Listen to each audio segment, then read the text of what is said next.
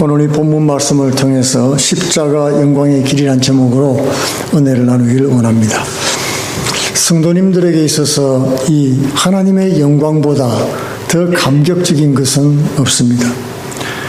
예수를 처음 믿을 때 하나님의 영광을 맛본 성도는 평생 그 은혜를 사모하게 되는 것입니다. 하나님이 우리 가운데 임재하시고 나타나실 때 그 영광은 드러나게 되어 있죠. 또 우리는 영광의 예배를 하나님 앞에 드리기를 원하는 것입니다. 하나님이 영광 받으시고 우리에게 그 영광이 임하는 그 순간이 얼마나 기쁘고 즐거운지 모릅니다. 하나님의 영광은 이 출애굽기에 보면 두 나타나는데요. 하나는 하나님께서 영광을 얻으셨다 하는 그런 표현이고, 또 하나는 하나님께서 영광을 나타내 보이셨다 그런 표현입니다. 하나님은 스스로 영광을 얻으시는 분이시기도 하고 또 자기 백성에게 영광을 나타내 보이고 그리고 용기와 희망을 주시는 것입니다. 출애굽기에 나타난 하나님의 영광은 구름 기둥과 불 기둥이었죠. 시내산에 빽빽하게 구름이 임하고 하나님의 영광이 드러났던 것입니다. 이런 영광은 성막이 다 완성되자 성막 안으로 충만하게 들어왔던 것입니다. 성전에 임했죠. 그런데 출애굽기에는 왜 그렇게 하나님의 영광이 많이 나타났을까요? 다른 성경에 비해서 많이 나타나고 있습니다. 물론 하나님의 영광에 관해서 많이 말한 성경은 또 이사야서가 있습니다만은 직접 그 영광이 현현 하나님이 드러내시고 받으시고 하는 것은 출애굽기에 많이 나타나죠. 그것은 이스라엘 백성이 애굽에서 400년이나 넘게 종살이를 하고 살았죠. 그리고 그 백성들이 애굽을 탈출해서 광야를 지나 가나안에 간다는 것은 기적 같은 일이었던 것입니다. 하나님이 자신의 영광을 보여주시면서 백성을 격려했던 것입니다. 그리고는 이스라엘 백성은 용기를 얻어서 애굽을 떠나고 홍해를 건너 광야로 행진해 나갈 수가 있었습니다. 그러니까 이스라엘 백성들은 이 하나님의 황홀한 영광의 도취가 되어서 따라갔던 것입니다. 와, 하나님은 살아계시고 전능하신 분이시구나. 기적적인 역사를 보고서 주님을 따라갔다는 말입니다. 출애굽기 13장 21절에는 여호와께서 그들 앞에서 가시며 낮에는 구름 기둥으로 그들을 인도하시고 밤에는 불 기둥으로 그들에게 비추사 낮이나 밤이나 진행하게 하시니 낮에는 구름 기둥 밤에는 불 기둥이 백성 앞에서 떠나지 아니하니라. 얼마나 놀라운 영광입니까?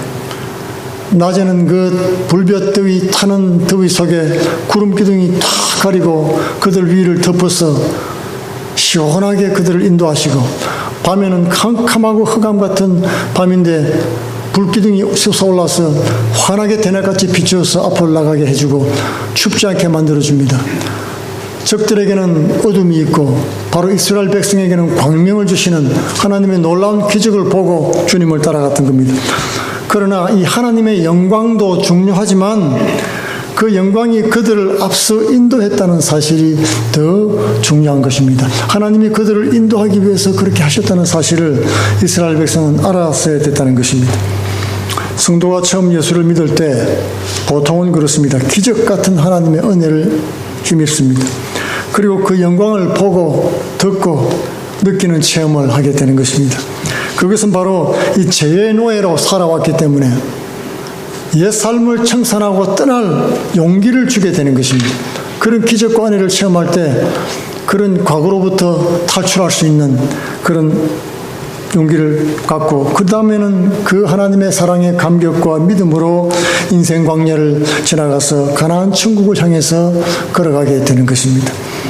3차원의 인생만 살아온 사람들에게 이 4차원의 영적인 세계가 있다는 것을 체험을 통해서 보여주고 또 하나님과 그분의 말씀에 대한 믿음을 심어주시는 것입니다. 우리 자녀도 마찬가지지요. 자녀들에게 계속해서 어릴 때부터 좋은 것 먹여주고 케어해주고 보살펴주고 사랑한다고 안아주고 하면서 모든 필요를 채워주면서 부모가 옆에 있고 얼마나 사랑하고 그들을 인도하는지를 알게 해주는 겁니다. 그 다음부터는 자녀는 부모를 믿게 되어 있습니다. 부모가 무슨 말을 하든지 믿음으로 따라가게 되는 것이죠. 그래서 말씀으로 이 다음에는 그들을 인도하게 해서 이제는 천국 영생길로 따라오도록 인도하시는 것입니다.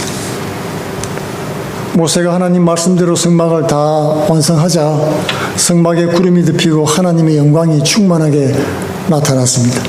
하나님의 영광은 주의 말씀을 온전히 순종하고 이루어질 때 충만하게 나타나는 것을 볼 수가 있습니다.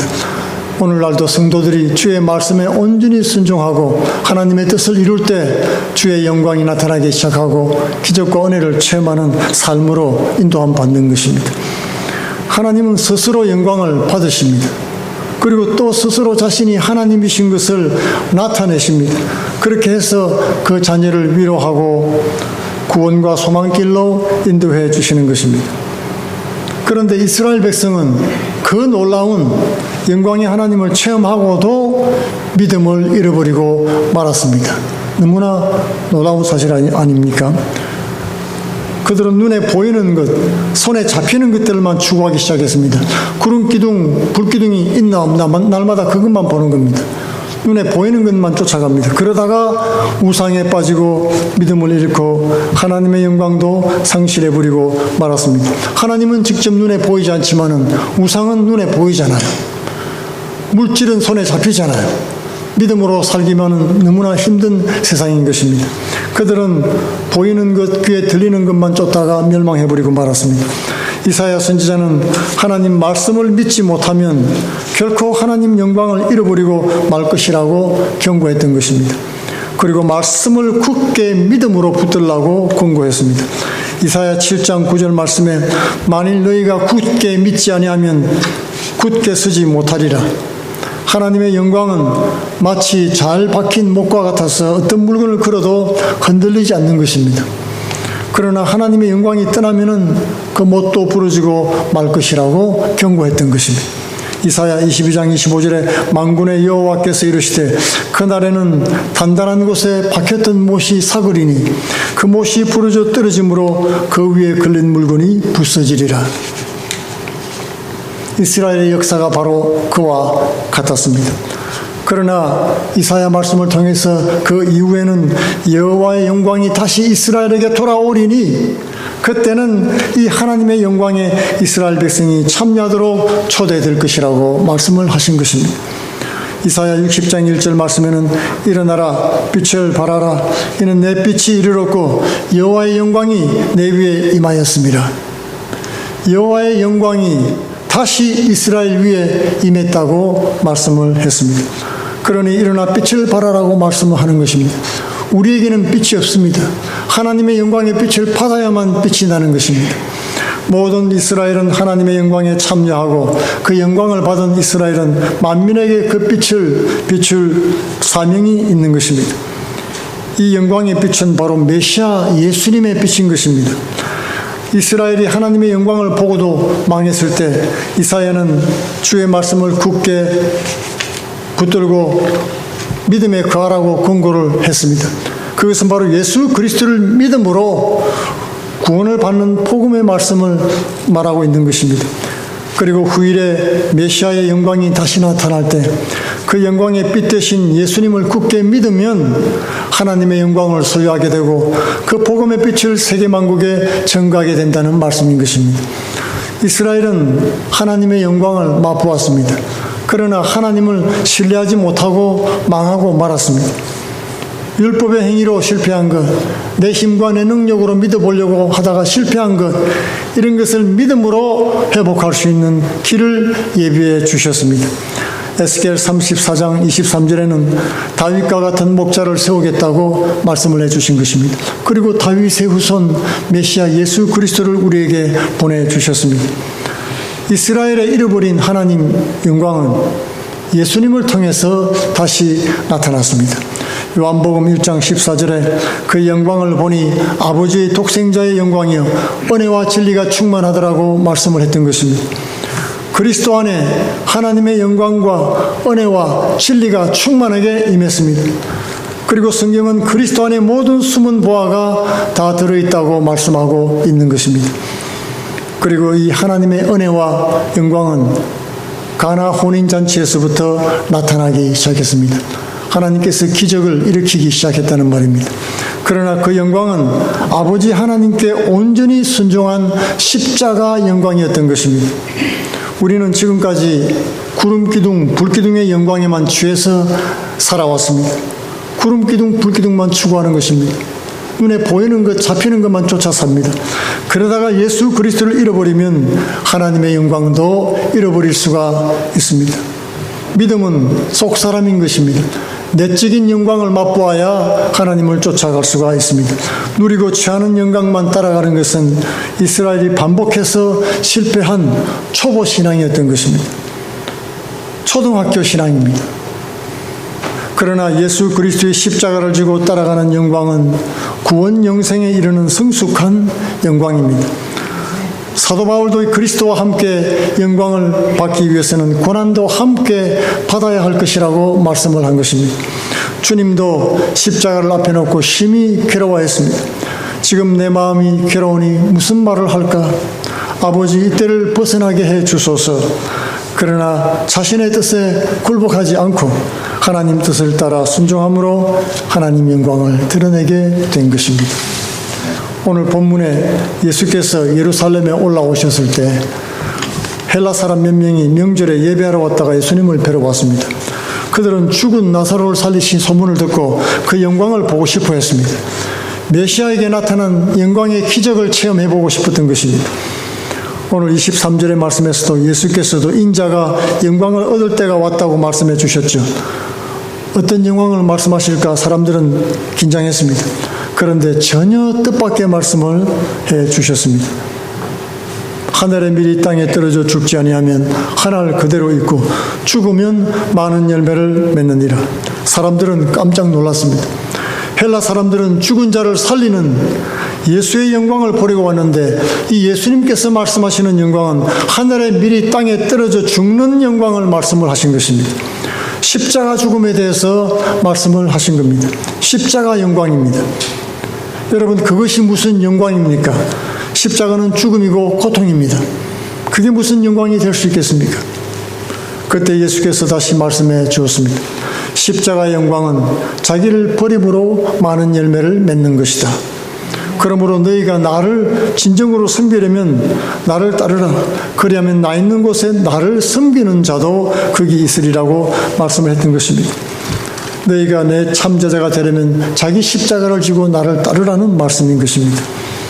예수님도 십자가 영광만큼은 피하고 싶었습니다. 겟세마네 기도에서 피땀을 흘리면서 기도하셨죠. 누가 고통이나 죽음을 원하는 사람이 있겠습니까? 죽음은 우리가 생각하는 것과 전혀 다른 것입니다. 드라마에서 보는 그런 것이 아니에요. 실제인 것이고 너무나 다른 생소한 경험이 되는 것입니다. 십자가 죽음은 극단적인 종말입니다. 그러나 주님은 십자가 고난 앞에 마음을 정했습니다. 요한복음 17장 4, 5절에 아버지의 이름을 영광스럽게 하옵소서 그렇게 고백을 했던 것입니다. 예수님은 아버지의 영광이 내 영광이요 나의 영광이 아버지의 영광이었던 것입니다. 예수님의 영광은 목숨을 버리는 십자가 영광이었습니다. 땅에 떨어져 밀알처럼 죽는 영광입니다. 밀알은 죽어야 열매를 맺지요. 그러므로 가을에 익어가는 열매들은 사실 사람에게 유익을 주고 잘 죽기 위해서 맺히는 익어가는 열매인 것입니다. 내가 죽음으로 새 생명 얻고 남도 살리는 것입니다. 그리스도인들도 마찬가지죠. 자신을 베풀고 희생한 후에 잘 죽기 위해서 익어가는 사람들인 것입니다. 그리고 이 일을 통해서 하나님은 영광을 받으십니다. 하늘의 밀알이 땅에 떨어져 죽고 많은 열매를 맺을 것은 예수님이 죽으시고 부활 승천하신 후에 오순절 날에 이루어졌습니다. 오순절 날 성령이 오셔서 십자가 복음이 전파되자 하루에 3,000명, 5,000명씩 많은 열매가 맺혀졌습니다. 그렇게 예수님의 말씀이 성취된 것입니다.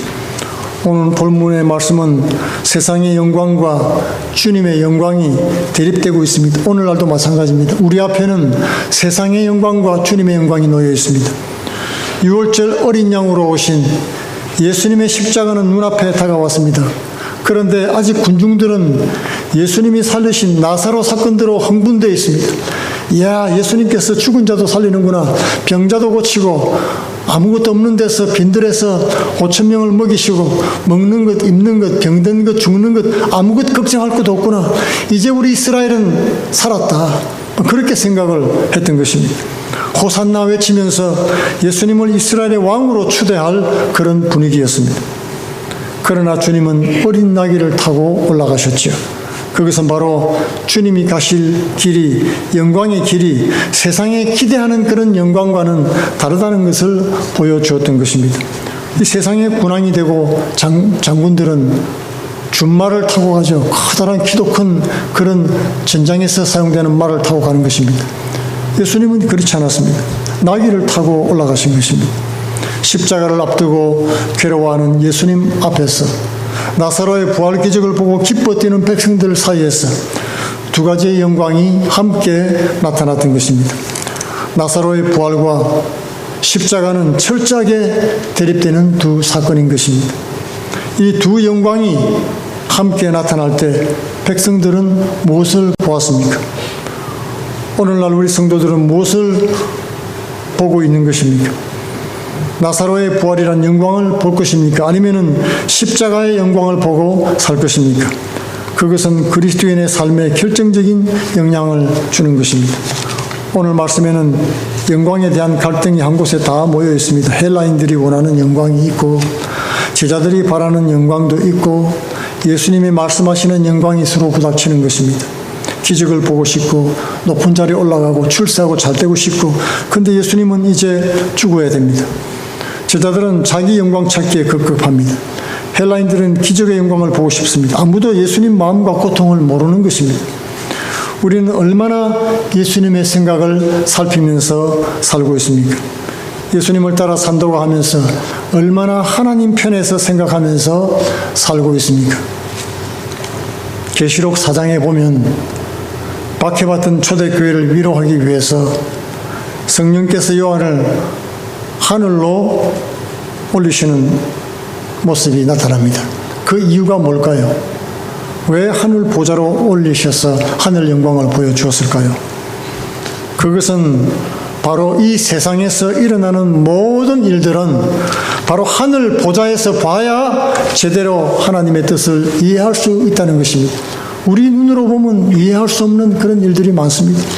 하나님이 어찌 살아계시면 이럴 수가 있느냐, 저럴 수가 있느냐고 얘기를 하지요. 그러나 하늘에 올라가 보면 비로소 하나님의 뜻을 알게 된다는 것입니다. 땅만 바라보는 영광과 하늘 영광은 다른 것입니다. 예수님은 하늘 아버지와 보좌를 바라보면서 하나님의 뜻을 따라 십자가 영광을 택하셨습니다. 오늘 본문에는 네 가지 종류의 영광이 나타나고 있지요. 헬라인들이 구하는 기적의 영광, 예수께서 왕으로 등극하면 얻게 될 영광을 기대하면서 기다리는 제자들의 영광이 있고, 또 예수님이 말씀하시는 영광이 있습니다. 그리고 오늘날 그리스도인들이 구하는 영광입니다. 헬라인이나 제자들이나 우리가 추구하는 영광은 모두가 동일합니다.